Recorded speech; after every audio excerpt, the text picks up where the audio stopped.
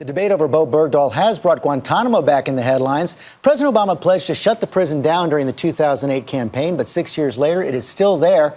And ABC's chief national correspondent Byron Pitts got a rare look inside. Justice moves slowly at Guantanamo Bay. Of the 149 who remained inside the wire, some, like alleged 9/11 architect Khalid Sheikh Mohammed, will face trial.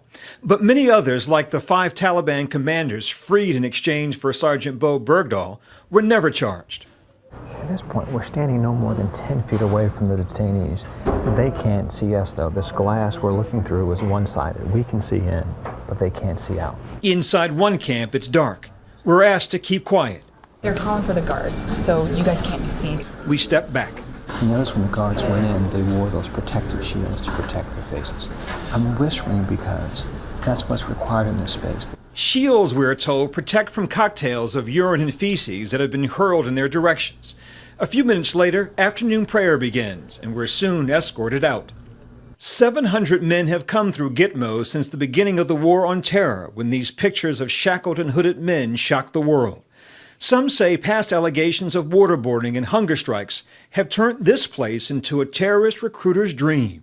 These men are ghosts. They're not being held for who they are. They're being held for our idea of who they are. Defense Secretary Chuck Hagel has final sign-off on transfers, and the White House has been pressuring him to pick up the pace of transferring low-level detainees. National Security Advisor Susan Rice reportedly asking last month for updates, quote, every 2 weeks.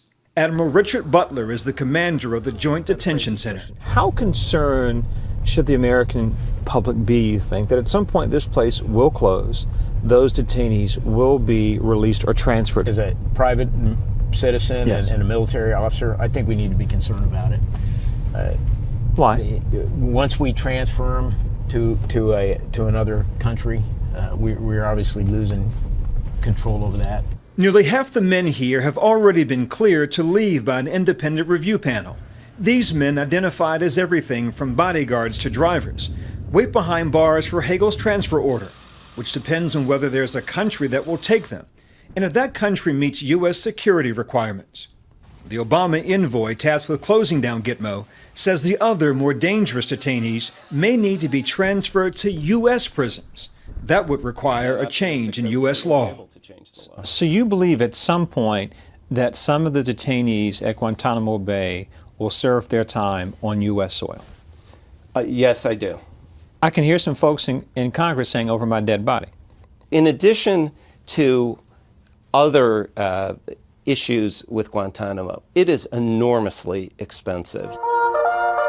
So as the sun sets on Gitmo, the dilemma: which of these prisoners pose a continuing threat, and where should they go?